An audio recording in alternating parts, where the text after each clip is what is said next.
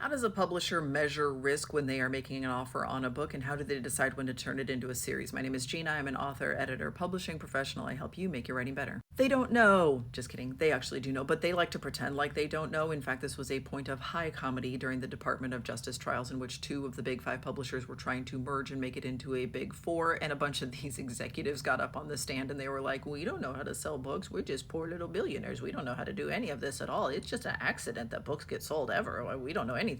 Which, of course, is a lie. Like, they know how to pull on a bunch of different levers in order to make things sell well. They just don't do it as often as they should, or they don't do it equitably. Like, there's a bunch of different complaints that you can genuinely make about the publishing industry because it is a for-profit industry intersecting with people's art and people's stories and people's culture. And that intersection is difficult to navigate. And I don't think we have hit on the exact right formula for this here. So you can continue to be upset about this. But there are definitely some of the things here that Olga has in her question. She says, does somebody look at this and just say, this is the best book I've read in 3 years, so it should definitely be a series? And that is part of it, but there are some other pieces to this as well. Yes, you need a literary agent who absolutely loves this book and sees the potential in it, not just for what this book can be, but for what the entire series can be. You also will need an acquiring editor who sees all of the same potential, but they will be looking at it through the lens of dollar signs and how much is this going to make for the publisher.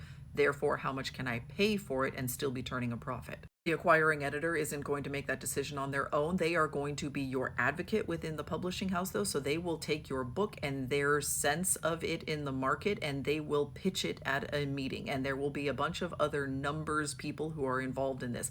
They will run a bunch of profit and loss statements and they will be using comparative titles. And these will not be exactly the same way that you and your agent are using comparative titles. They use a bunch of other like businessy markers and things that I should probably remember from getting a business degree, but I don't because that was like 20 years ago. All right, it was more like 15 years ago that I finished my business degree, but the point stands that I don't remember this stuff from these classes very well, but there are other people who are very good at these things, and they do definitely remember how to do this, and every attempt that they make to be like, no, we don't know how to sell books, we just never can predict how this is going to happen, is a lie. They can predict how this is going to happen, and they make decisions based on what they are willing to risk and what they are willing to put out in the world to protect a brand.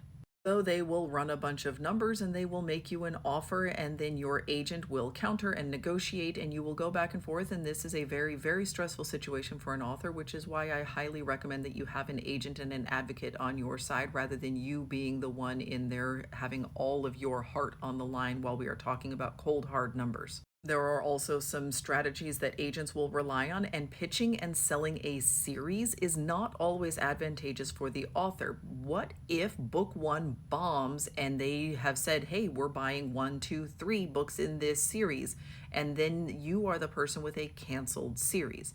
If you instead sell a 2-book deal or a 3-book deal that is not necessarily a series, it can be advantageous for you to be able to pivot. Does that mean that the publisher might ask you to pivot when you don't want to? Yeah, sure, but you're going to continue getting paid. So you have to weigh all of these options, and this is why having a literary agent and having an advocate on your side can be so helpful, because they can help you to look at these things from all angles, from a business sense and not just from an emotional sense, which is what you are naturally going to bring to the table.